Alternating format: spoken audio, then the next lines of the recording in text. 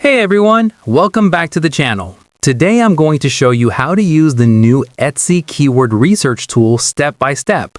First, log into your Etsy seller account and go to Shop Manager. Under Shop Manager, find the Marketing section and click on Keyword Research or the new keyword tool. Enter a product name, category, or phrase related to your listings. The tool will generate a list of relevant keywords and search terms buyers are using. Review the search volume and competition metrics for each keyword. Look for keywords with high search volume and moderate competition to improve your chances of being found.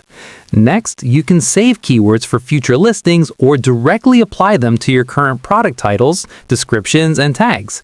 This helps your listings show up in search results and reach more buyers. You can also use filters to focus on specific categories, locations, or trends. This is useful if you want to target seasonal items or specific audiences.